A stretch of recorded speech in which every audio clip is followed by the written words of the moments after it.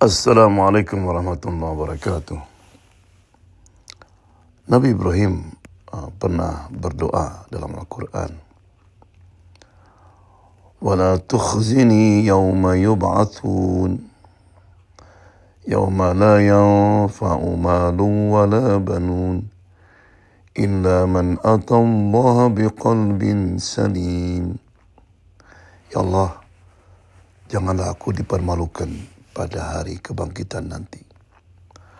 Hari di mana harta dan anak-anak tidak ada gunanya. Kecuali yang datang kepada Allah dengan qalbin salim.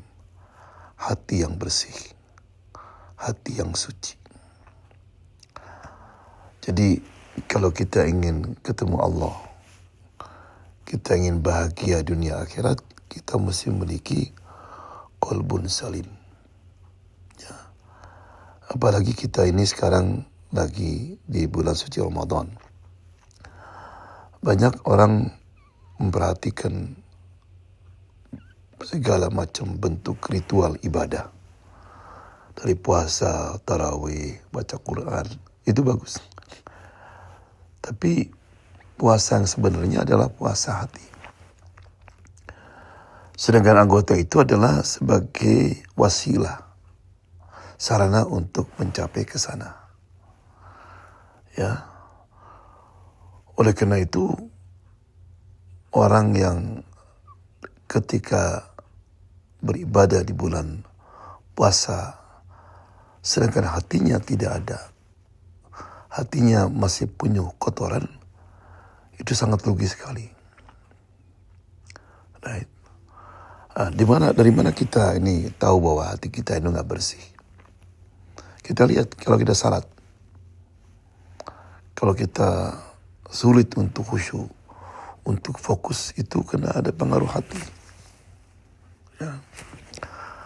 Udah kita sampai sekarang gak bisa menikmati puasa, baca Quran, dan ibadah-ibadah lainnya, itu juga menunjukkan bahwa hati kita bermasalah. Banyak yang perlu dibelakang. Ya. Karena kalau hati itu bersih, kemudian ibadah-ibadah apapun dikerjakan akan dengan mudah. Kalau hati cinta Al-Quran misalnya, maka lidah gak berat untuk atau ngerasa masa capek untuk membaca Quran. Kita kan sering, kita lagi mungkin sejam, 2 jam di WhatsApp, di TikTok, di Facebook, seger aja. Tapi begitu buka Al-Quran, 5 menit langsung ngantuk. Ya.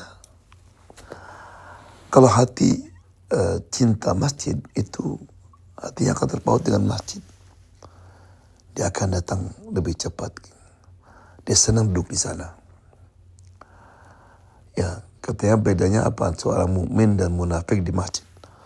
Seorang mukmin di masjid itu seperti ikan di dalam air, tenang ya. Sedang orang munafik itu seperti ikan di tanah ya. Orang yang hatinya senang salat, itu anggota badannya akan tenang, akan khusyuk. Orang yang hatinya senang puasa, itu lapar dan dahaga, akan menambah dia untuk lebih aktif beribadah. Ya. Makanya ketika Nabi ditanya, ya Rasulullah, siapakah manusia yang paling afdol? Kata Nabi, kullu mahmumil qalb, saduqul lisan.